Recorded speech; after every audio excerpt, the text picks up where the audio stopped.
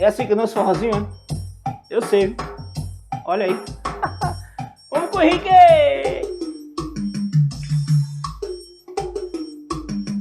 Oi. Vamos cantar assim, ó.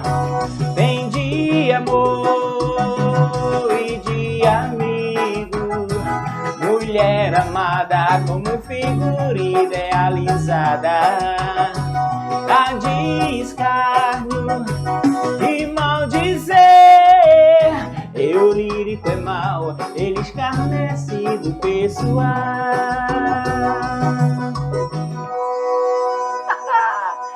Que maravilha! E aí, rapaziada, tudo bem com vocês? Eu sou o professor de português Henrique e seus teclados. Neste vídeo, vamos começar a estudar as origens da literatura portuguesa, beleza? Se liga aí porque no final da aula vou cantar a paródia completa sobre este assunto que tá muito legal. Se ainda não se inscreveu aqui no canal, aproveita e se inscreve, vai ajudar bastante, ok? Então, é hora de estudar!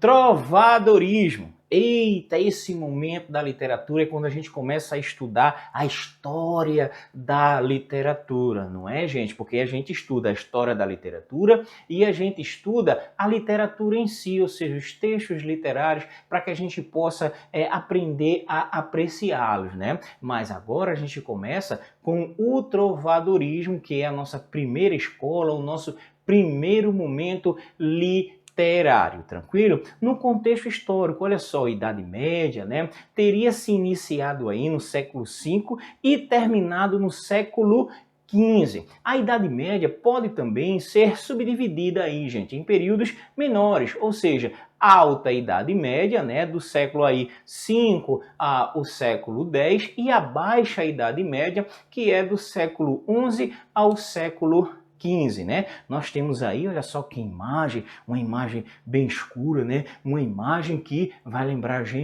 o quê? Vai lembrar as trevas. Então, nesse momento aí, né?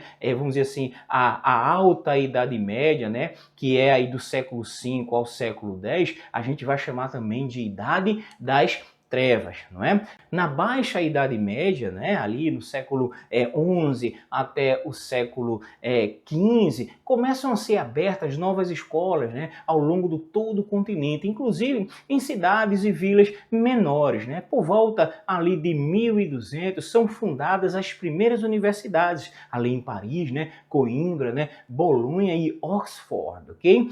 Por volta de 1100, gente, aí, lógico, depois de Cristo, percebeu-se uma revolução que culminou, olha só, renascimento urbano e comercial, né? Se soma a ampliação de culturas e fronteiras agrícolas, acrescenta-se também aí, né, o crescimento econômico, mas o desenvolvimento intelectual e grandes, né, evoluções também tecnológicas. Dentro da sociedade, que a gente vai chamar assim, sociedade feudal, a gente tinha essa pirâmide aí que eu estou mostrando para vocês, né? Nós temos aí no comecinho aí, né, os soldados, né, os camponeses, os servos. Na segunda a gente tem os cavaleiros, né, os senhores ali feudais. Aí na terceira a gente tem os duques, os condes, né, aquelas pessoas que estavam ali no alto clero, né? E acima, no topo da nossa pirâmide, a gente tem quem? O rei. Vale salientar que nós temos aí um processo, não é?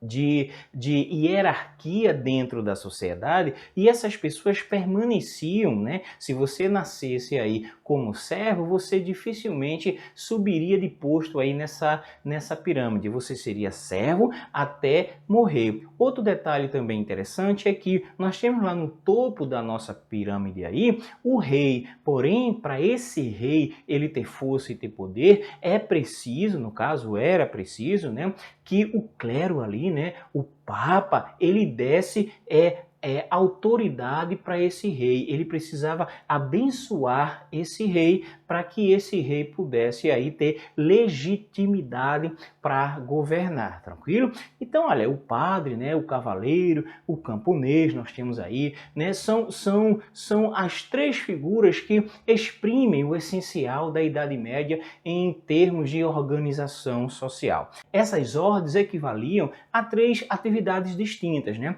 Os que rezavam, não é? Os que combatem, os que combatiam e os que trabalhavam. Como eu disse para vocês, esses três processos aí, não é? Ele não mudava, tranquilo? Uma vez você trabalhador, né? Você não muda. Uma vez você cavalheiro, você também não vai mudar, tranquilo? O clero, gente, ele era formado pelos sacerdotes, não é? E era, vamos dizer assim, a camada mais importante daquela sociedade. Por que o clero tinha esse status, professor? Olha só, porque acreditava-se, né, que tinha o poder de se comunicar com Deus. Eles eram a única forma de se falar com Deus. E como se tinha, né, naquela época, a ideia de que a alma é mais importante do que o corpo, então, neste caso aí, né, o clero ele tinha praticamente o poder, né, dominava a sociedade naquela época, tá?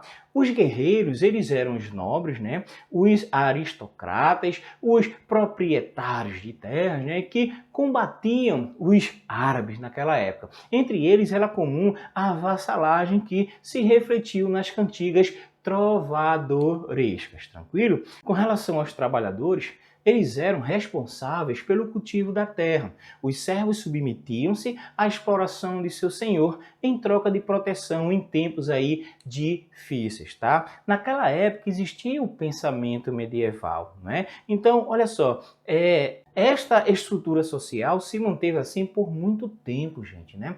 Porque se entendia ali que tudo aquilo aí era desejo de Deus, tá? Então esse daí era o que era o pensamento medieval. Vamos ver essa citaçãozinha aí para a gente entender melhor como é que funcionava esse pensamento medieval. Para ajudar o homem a se salvar, a igreja passou a condenar o comércio que visava lucros, pois, segundo os ensinamentos da igreja, os bens materiais foram dados ao homem como meios de facilitar sua salvação e não para seu enriquecimento. A finalidade do trabalho não era, portanto, o enriquecimento.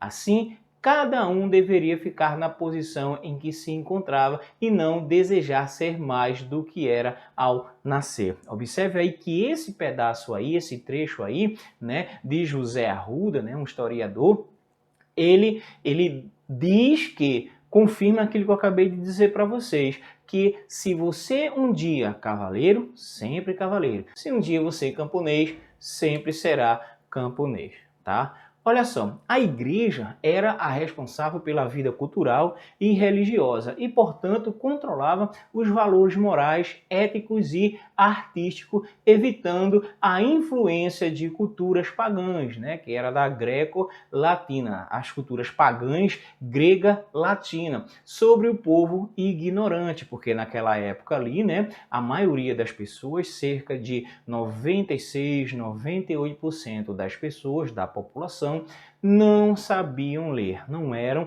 alfabetizadas, ok? Então isso daí o que é que configura o teocentrismo, ou seja, toda e qualquer manifestação artística era voltada para o louvor a Deus. Essa é uma das características, né? Talvez a característica principal desse momento aí da nossa literatura, que era o teocentrismo, tá bom? As manifestações do povo, né? Essas primeiras manifestações que a gente vai chamar de manifestações artísticas ligadas à literatura, né? Que vem aí do povo, foram as cantigas. A importância das cantigas, elas se encontram em dois aspectos. Vamos ver esses aspectos aqui, ó.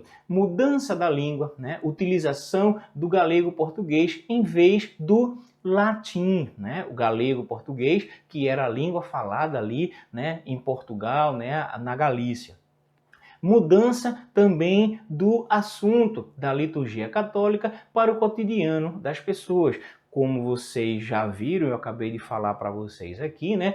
Tudo era voltado para Deus, mas com essas manifestações, não é? O povo aí, né? A linguagem do povo, ela começa a ganhar força, né? Começa a ganhar vez, deixando aí de lado as questões religiosas, tá bom? Vejam só, gente, as primeiras cantigas trovadorísticas escritas, né? Lusitanas, datam do final do século XII e são escritas em galego-português. A cantiga considerada um marco inicial da literatura portuguesa é a cantiga da Ribeirinha, e ela também chamada de cantiga da Guarvaia, ok? E ela foi composta por Paio Soares de Taiveiroz. Olha só a cantiga que eu trago para vocês. Eu tenho aqui do lado ela em galego-português, mas eu vou ler ela em português brasileiro, tá bom? Vem comigo assim, ó. No mundo ninguém se assemelha a mim, enquanto a minha vida continuar como vai, porque morro por ti e ai.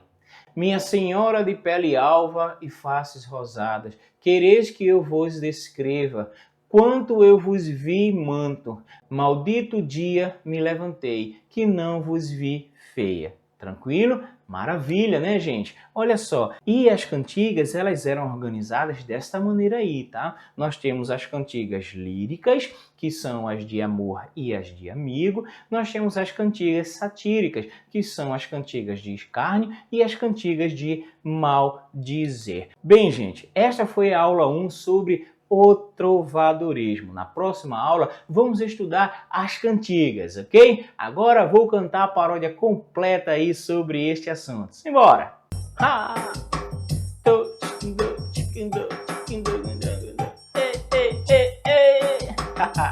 Vamos pro Henrique!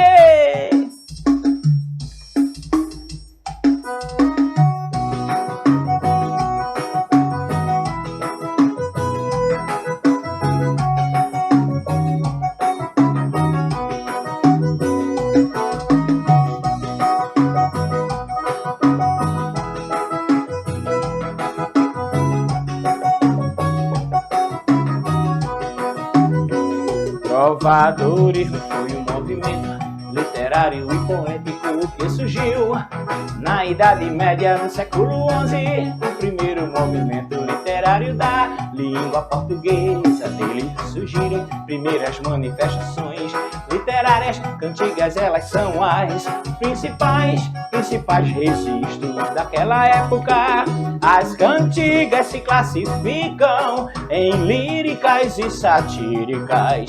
O trovador compõe e também canta as canções. Tem de amor e de amigo, mulher amada como figura idealizada. A de escárnio, de maldizer, eu lírico é mau, ele escarnece o pessoal. O eu lírico é mau, ele escarnece o pessoal. O eu lírico é mau, ele escarnece o pessoal.